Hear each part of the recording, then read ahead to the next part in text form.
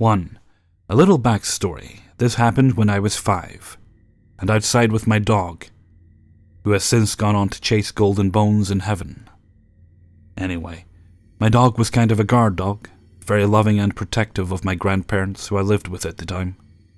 Now, as any 5-year-old would, I liked puppies, kittens, all that kind of thing, and as such I would try and play with this dog.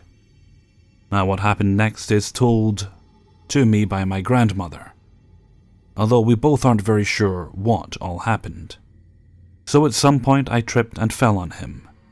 This dog, I should add, normally never acted harshly towards any kid. Well, when I tripped, I stumbled and stepped on his tail.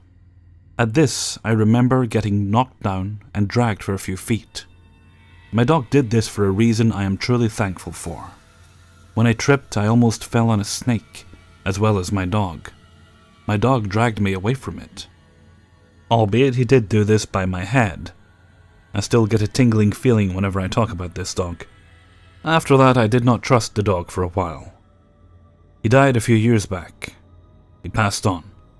My granddad, who at the time was a long-haul trucker, has started to head to work. He came back and buried him. I miss that dog. He was a good one. 2. Backstory. I am now a 27-year-old female. I have a brother who is only 18 months older, who has always been a bit of a wimp. When we were fairly young, about 5 and 7, we had an old doll. Like a my-size Barbie, but older. We lived in a 2-family house at the time on the first floor. It was known that there was at least 2 spirits there. My parents did not believe in the paranormal before moving there, same with my cousin who was visiting, and our babysitter. Our cousin was visiting from out of state, and she was roughly the same age as our sitter. They became fast friends. Mina was my cousin, and Melissa was the babysitter. After a day of play and watching movies, we all laid down to sleep, deciding to have a slumber party in the living room. Mina was in one end. Then my brother, me, and Melissa on the other end. Mina had brought a doll with us, thinking it was mine. The issue that came of the doll was it was the type with the weighted eyes. So when you tilted its head back, its eyes would close. Melissa laid it down in between her and me, and we were waiting for sleep to take us. I had to get up to go to the restroom, and as I was coming back, I noticed that the doll had shifted slightly. I had grown accustomed to the happenings in the house by this point. Melissa looked at me and told me that I needed to go to sleep before looking to her side, coming face to face with the doll. It had moved its head to face her, and then the eyes shot open. Melissa began screaming and got up frantically, scrambling for the front door. She lived only a couple houses down the road. She refused to sleep over ever again after that, and would never go near the doll when she was there. My brother and I ended up lighting it on fire before we moved to the new house. 3. In New Jersey, we have a road that is famous for being haunted. It is called Clinton Road. I had been there with friends a few times before. I saw the quick shadow out of the corner of my eye once, but figured that, because it was always nighttime, that it was just a reflecting light. The first time we went, it was just to see what the fuss was about. It was fun, and we took turns trying to scare each other. The second time, it was mostly the same group, but minus a couple of friends. This trip, we took time to explore the area more, and found a nice little bar. It would be a couple more years before I went there for the last time. I had been homeless for just about a year, and some of my newer friends were talking about the paranormal and exchanging ghost stories. We talked about the abandoned insane asylum, up a couple towns over, and how I had gone there with another friend. We then talked about Clinton Road. A few seemed eager to go and asked if I would go with them, as I had already been there. As the night grew later, more and more bailed. Around midnight, a couple who had recently found out that they were pregnant decided that we should go, just the 3 of us. The trip there was fairly uneventful. We stopped and got fast food. As we turned onto the road, it felt different. It was snowing now, but felt colder than it should have been. We drove down the winding road, slowing for corners, and had the high beams on. Kay, the pregnant girl, started saying she didn't feel well, and that there was something wrong with her stomach. Her boyfriend Vin was the driver and asked if we should turn around. We were near the end of the 9.3-mile road, and it was dangerous to pull a U-turn on this one, as it was very thin and poorly lit. It also didn't help that he was driving a big-ass minivan. We got to the end and pulled over to see if she was okay. After sitting there for a few minutes, she felt better, and we decided to make the final drive back. This is why I have stricter rules about where I go and with whom. Not even halfway down, Kay pointed out that there was someone walking beside the road. Finn said that there was nothing there, and that she was just trying to scare him. I peeked from the back seat and saw someone there. I retorted that it was him trying to scare us, and that he should slow down so that he could pass them safely. The look on his face changed drastically. Gone was his smile, and he grew paler by a few shades. He slowed, and as we passed, we watched as the girl in the pale dress faded. We laughed it off, thinking maybe it was our minds playing with us, or the off chance we had actually seen a ghost. It just got worse from there. Vince randomly slammed on the brakes at about the halfway point, saying there was a man in the road. Kay confirmed this time, and I didn't see anything. We made a deal that unless 3 of us saw it, then we were not slowing down or stopping anymore, as Kay was starting to feel ill again. We began driving faster than we should have been. None of us wanted to be there, and the fun was over. With only a quarter left of the road, I felt something grab my shoulder, and then a sharp pain on the side of my head as if I had been hit. My head throbbed, and Kay started screaming. I heard the windshield wipers moving against the glass. I looked up. I saw what she was screaming at. The snow was falling and revealing a figure of a man on the hood of the car. He was reaching towards her. Vin swerved the car as if to knock him off. The end of the road was now in sight. We could see the stop sign in the distance. It had become a race, and Vin showed no sign of slowing down as the red sign approached. The man on the hood was too close to Kay, who was trying to crawl into the back seat with me, her seatbelt still on. She let out another scream, this time of pain. That was it. The end of the road. Vin had run the stop sign, it being around 2 a.m. There wasn't anyone around anyways. The man on the hood was gone just as quickly as he had appeared. We pulled over so that Kay could throw up, and for us to calm down. We knew none of us were going to sleep much that night, so we went to a 24-hour IHOP and got food before going to a hotel that I was staying at and watching TV until we passed out, long after the sun had come up. I wondered why something had happened that time, when I had been there a few times before. One thing was different. Kay was pregnant. The figure on the hood only seemed to be interested in her. She miscarried a week later. 4. Last Sunday, my husband and I had finally gotten a babysitter for the night, for our 5-year-old daughter, who is in kindergarten. My husband, being on night shift and I on morning shift, with our daughter, hardly get to spend much time together. So getting the opportunity to just spend some time together was greatly appreciated. Since fall had began, we've had a raccoon that's been coming up on our porch and scratching at the door and windows on the house. Becoming more annoyed that the creature had no fear of my dogs, we decided to go out with the BB gun to try and make the damn thing not want to come back. We watched the raccoon for weeks before finally realizing that he was living under our driveway in a drainage ditch. Back to the story. We had had a few beers and decided to go scout out the raccoon and hopefully drive it away. We waited and saw nothing, but figured we would use the neighbor's mailbox for target practice. After a few shots each hitting the mailbox, that was about 20 yards away, we took a break. I lit up a smoke, and husband put in chewing tobacco. We started talking, him facing me and the house and I toward the mailbox. Then my husband suddenly jumped and asked, "Did you see that?" I looked around and replied, "No, what?" He said, "I just saw a flash that looked like someone had taken a picture of us." We both scanned the dark, looking for someone who may have taken a picture of us. Nothing.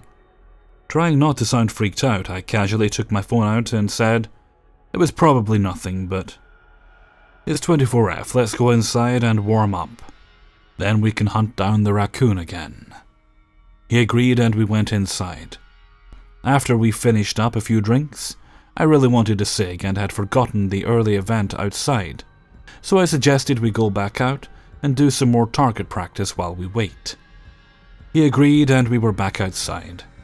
After hitting the mailbox 7 times in a row, he felt cocky and decided he would shoot his now empty chewing tobacco can. I laughed and egged him on. He walked out into the road and placed the can on the ground about 3 feet in front of the mailbox. Came back and missed about 10 times, so I said, "Let me try." And with a defeated look, he handed the BB gun over. I took aim and I shot a miss. I tried 2 more times before accepting defeat. We looked at each other and laughed and kissed a quick peck. After looking away, I saw a flash over us and I looked over to him. His expression said, "I saw that too," so I looked up. Nothing but stars, not even a cloud in the sky. "Strange," I said. "Was that what you saw earlier?" Turning to look at him, he nodded and again another flash. "What the fuck was that?" I said. He looked at me and said, "I think it's time to go back in," and we did. Fast forward to the next evening. I had just gotten my daughter down for bed and was really needing a smoke, so I checked on her one last time and proceeded to the front door with my dogs who were begging to go out. So I sighed and said, "Okay, if you stay close," and we walked out the door. My 2 dogs are out sniffing about. My female, a 2-year-old chocolate lab, and my male, a 9-year-old Australian Shepherd lab mix, who is completely black, with a white broken heart marking on his chest, is doing his yard perimeter check when he gets back to the porch and just stops in his tracks and is staring into the neighbor's driveway, which is completely dark. I look down at my female, who has already returned from the yard and is standing at my side, staring intensely at my male. I think nothing of it, because she often stares at him and gets low in the attacking play motion when they're in the yard. When I notice she's not looking at him, but past him into the neighbor's driveway as well, I begin to feel frightened, and my male makes a low growl, still not taking his eyes off the thing in the driveway. I focus my eyes into the dark and see what looks like a cat head or a raccoon head peeking from around the front bumper of their car. Shit, I think to myself, it's the raccoon and I forgot the damn BB gun. But wait, why hasn't their motion light come on? It faces their driveway and goes off constantly. If a cat goes into their driveway or a bird flies in front of it, I feel uneasy, and my male must have read that because just then he darts in the direction of the figure. When the motion light sees him, the light comes on. Then the outside garage lights that were just off come on, turn on and off for a good 30 seconds, as if a toddler had gotten hold of the light switch and was turning it on and off, before all the light cut out and the driveway is dark once again. In the middle of the lights turning on and off, I saw the figure that I thought was a cat or raccoon run toward the road and stand up into a humanoid-like figure but hunched forward and disappear into the rest of the dark road. My male in pursuit until it got to the road where it had morphed into the humanoid figure and retreated back to me with his tail between his legs. Not sure what I had just saw, I ran into the house, grabbed my handgun, holstered it to my side, then grabbed the night vision goggles and ran to the window, looking into the direction it had disappeared in. I saw nothing, but by the time I was able to get back to the window with the night vision goggles, it surely had enough time to hide or go back to where it came from. Trying to rationalize what had just happened and coming up with Maybe it was just a chain of coincidences. I decided I needed to at least rule one of the coincidences out by seeing if the motion light worked now, after everything. So this time I go outside, one more time, taking with me my male dog, the night vision goggles, my sidearm, and my BB gun just in case. I do see the raccoon this time. I open the door and nudge my male to go back out with me. He slowly and on high alert goes through the door and I follow him and shut the door firmly behind me. I take out the goggles, take a quick look around. Nothing seems out of place. I look over at the neighbor's driveway to see it's dark as it normally is, and everything seems okay, I think. So I point and whistle for my dog to go back over to the neighbor's driveway.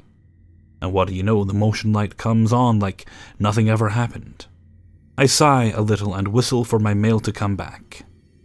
He does, and as he gets to the porch, he stops and the hair on the back of his neck stands up, and he growls his deep-throated growl. This sent shivers down my spine, and above me I can hear what sounds like footsteps on my roof.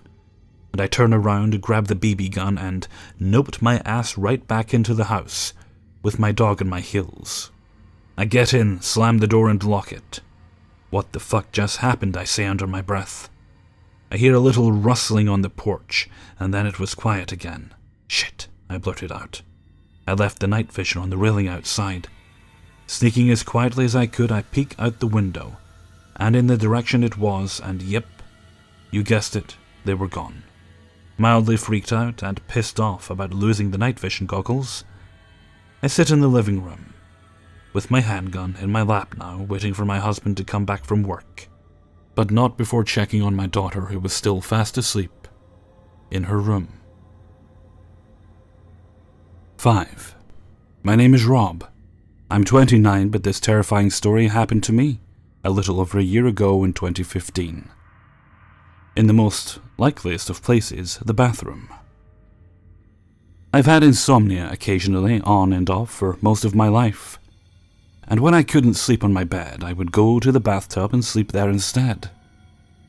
The bathtub was actually less comfortable than the bed itself, ironically enough, but the warm water would make up for it. On this particular morning, my mom had already left for work, and I had the apartment to myself, and even after waking up, I was still sleepy, but I couldn't go back to sleep on the bed. The apartment, or should I say this hellhole, has had its fair share of insects that make you wish you lived somewhere else. At the time, the bathtub had mold and mildew permanently engraved into the tub, and the bathtub faucet kept leaking because the hot and cold water knobs were sensitive to overturn them, with roaches crawling around here and there. It's not like I wanted to live there. There's no benefit to living in a shitty apartment. Where we lived was hot and humid, and my mom was always on my case. We were tricked into renting a shitty apartment infested with problems. I felt restless after waking up in my bed. That was smaller than me, being 6'2" in height, with the bed being up to part of my ankles. I wanted to catch the rest of my sleep, and I felt I missed. My mom was off to work, so I had the shithole to myself, which is absolutely nothing to get excited about, and I decided to sleep in the bathtub. With the hot water already running on low before I got there, I decided it would be a good idea to sleep in the tub anyway. Despite living in a shithole that should be condemned and burned down, with the staff and the owners of the apartment complex hanged out in public for putting us through all this shit in the first place. I pulled back the shower curtain, which also had mold and mildew to the far right side, took off all my clothes and put a wash rag into the drain so I can at least sleep in my own personal home brew hot tub. I rested my right arm on the hot tub and waited for it to get to half full. The warm water was making me sleepy again, so I decided to sleep on my arm while it rested on the right side of the tub. Since I could never catch a break, the bathtub was probably around the exact same size as my bed, so I had to sleep with my legs a little close to me, just so I could fit in the bathtub. I started getting drowsy, but right before I went to sleep, I had a strange feeling that came from inside me. As I could hear the water rushing out of the faucet from the bathtub, I felt like I had another soul or spirit inside my body besides my own. It felt like the stowaway wanted to take over my body. But I was in no mood for bullshit and literally fell asleep on that problem. I didn't care about anything at that point, I just wanted to sleep. I know that's a bad decision, but I didn't want to do anything as far as sleep. And as I slept, I went into a deep sleep. I took a deep breath, and then all of a sudden I had an out-of-body experience. I could see myself sleeping and the water slowly rising. I could also see that my legs went down to the end of the bathtub, and most of my knees stuck out of the water despite it still rising. As I was sleeping, I could feel what felt like a female spirit inside of my body, moving up my spine toward my brain, trying to take me over completely. I could feel the spirit trying to merge our consciousness together, to overlap my eyes while they were closed as I was sleeping. I want to call it a she, so I will. She successfully did. I had the overwhelming feeling that made my eyes feel like they were being pulled out by the pressure on them, when I had a second vision of myself standing up with my eyes that were missing from their sockets. I was shown a closer view of my eyes missing. A third vision I had was of the girl herself during a period of her life when she was in middle school or high school. The vision was way too realistic to be that of a regular vision. I felt like I had been taken from my current life and thrown right into another one just like that. Her time period was around my own, I would assume because of her clothes and the school. It seemed like a high school somewhere close by. I was able to see what she looked like from her eyes because, at that point, she was in the school bathroom just finishing washing her hands and looking toward the mirror in front of her. I had an alternate vision from her viewpoint, as her while she was in the school cafeteria with her friends, who were all equally as beautiful as she was, but she was the only tomboy there, watching her life play out through her eyes. There are no real words to describe that feeling other than being taken out of your own life and being forced to watch and live the entire life of someone else. The vision continued, and I could see her playing with her food, with her spork. A plastic spoon that has a fork at the end of it. It's a cheaper way for the school to provide a fork with a spoon. And joking with her friends. While I was sleeping in the bathtub, I was thinking to myself about what a nice life she had, and was somewhat jealous. I felt that everything I didn't have, she had. I'm bad with directions, all my life, and can't drive a car too well, and I felt that she could easily do that, and she had her life together, despite the fact that I was dealing with a possible vision of this girl during moments of her life. I did something on my end, as I lay sleeping that somehow affected her on her end. It was like if someone had physically, mentally, and spiritually crossed all of our wires, and now we're operating off of each other. That's the best way to describe it. Most of my life I've been plagued by demonic occurrences. So despite this being a new experience for me, it was also no exception. I already have a bad habit of being a failure, making mistakes, and missing opportunities. And on top of all that, I'm considered a loner for the most part, a social outcast, as well as hated by my own family. My dad had abandoned me and my mom didn't really want me either, but reluctantly chose to take care of me, which left me with more emotional trauma than one should handle. So seeing her live a good life, a complete opposite of mine, left me lost for words. I never really stopped living in my past, for better or worse, mostly for worse. As I continued sleeping in the bathtub, my psychic visions triggered, and I was able to see, like X-ray vision, without the medical-style X-ray through my own body. I could see red, foggy mist which represented demons that still plagued me. As the young girl was eating her food, something on my end, through the spiritual umbilical cord, sent a demon from my body to her own, and I had the overall feeling of being completely alone again. A few years before my bathroom experience, I was at another second-story apartment and was making my way upstairs to the second floor of that apartment, which I lived in at the time.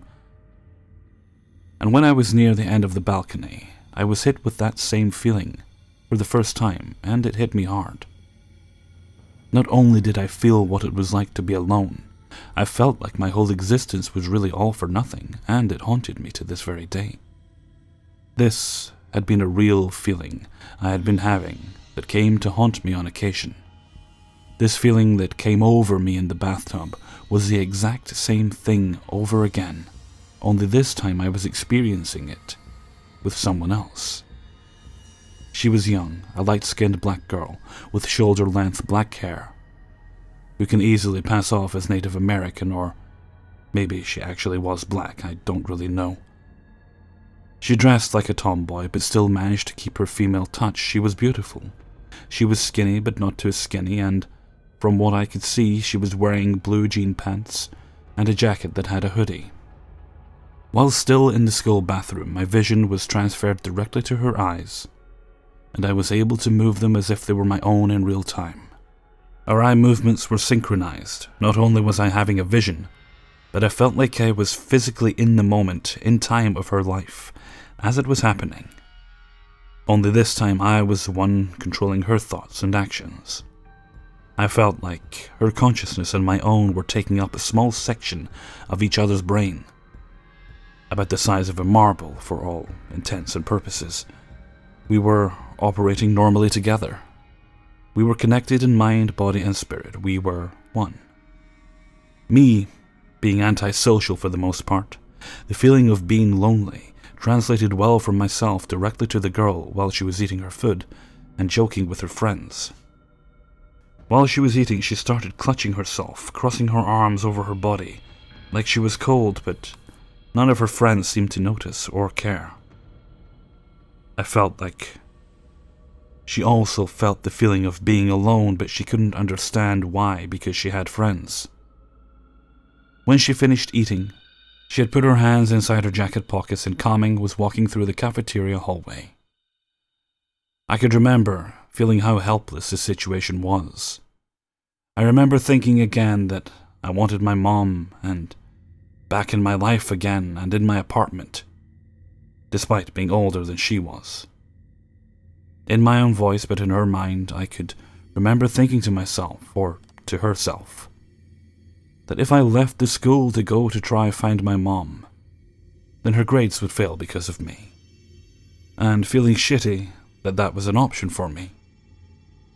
I decided to stay in the school because I didn't want her to get in trouble. For the moment, I was completely stuck in her mind.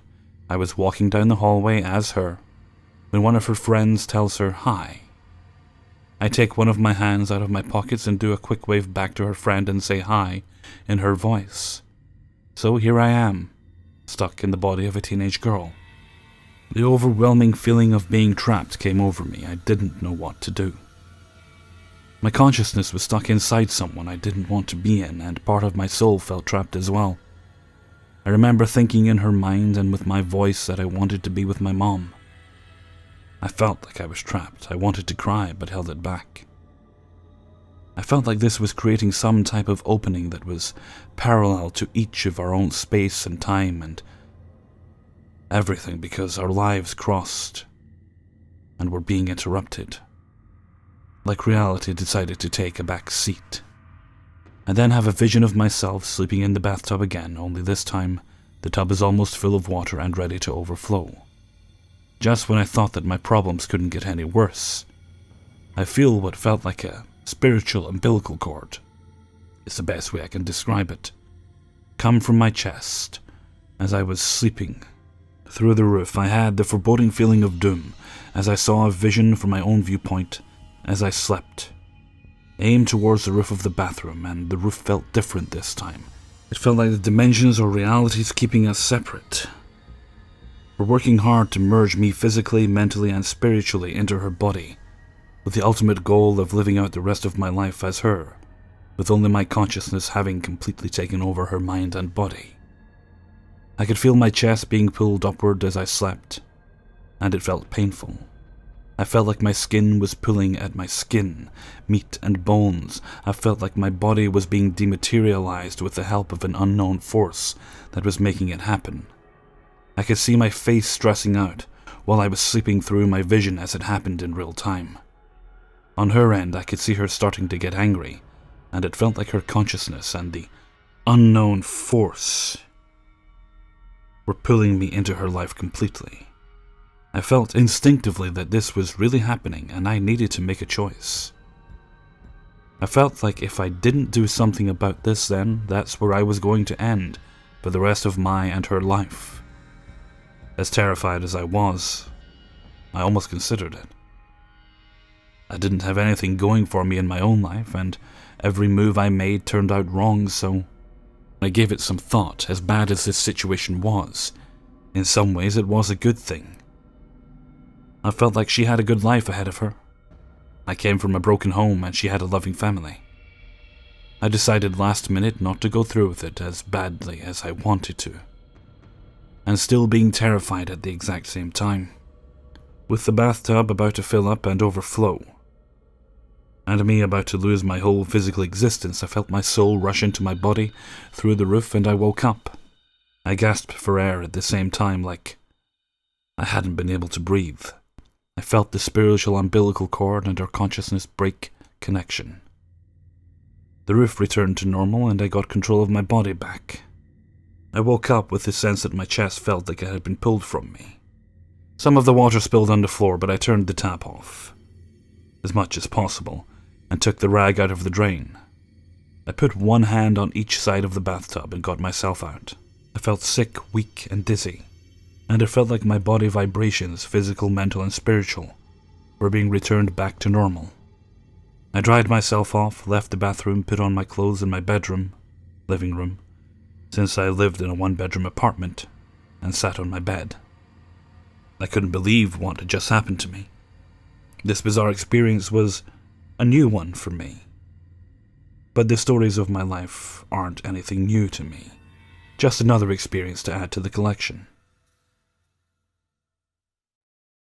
Hey everyone, Hellfreezer here, and thank you very much for listening to 5 True Scary Subscriber Stories, episode 28. Well, this is certainly not the first video of the new year, but it is the first one I'm actually recording. Thank you very much to everyone who sent their stories in for this video. If you yourself have a story you would like to submit, then please click on the link in the description or just type in the address currently on the screen in front of you, and you can send your stories to that address. No guarantees as to when it might appear in a video, but I promise I will use it at some point. Well, that's the year well and truly began for us now. Let's hope it's a good one. And with that, I think I'm going to head off for now. So until next time, thank you very much for listening, and take very good care of yourselves.